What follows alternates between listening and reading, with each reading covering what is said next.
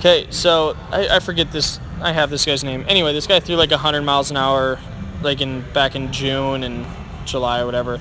So a guy in the minor leagues with the Boston Red Sox. Okay, so into his lift, you can just see the difference in his back leg position. So I draw a line up from his ankle to his knee, and I draw that line up with you, and we can just see a different shin position. Okay, so because he's shifting forward, I see that angle change.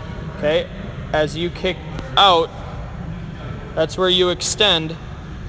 He's also extending, okay, but look at the difference in his angle, right? I'll take you to the bottom of your arm swing.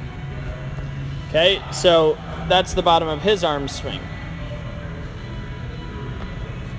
Okay, so we see differences in angles. We see differences in the fact that his leg hasn't come out from under him yet. Upper half looks very similar.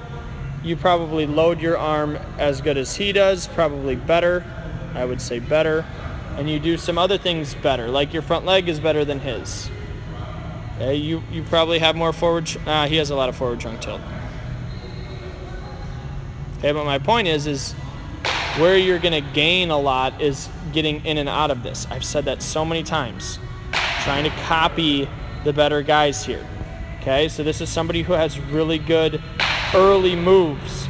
And then we don't like what happens right there because that knee starts turning in and he kind of rotates instead of extends. Right? So there are good examples and there are bad examples out there of how we get in and out of our leg kick. And we want to be able to identify what kind of movements we want to copy and what kind of movements we wouldn't. So a guy that's more over his back leg, like you are, where his left leg comes out from under him, okay, and that angle isn't achieved early, that shin angle isn't achieved early, we want to be able to recognize that and look for guys that don't do those kind of things. But the reason why I'll just say this to your face, but big guys tend to do that stuff.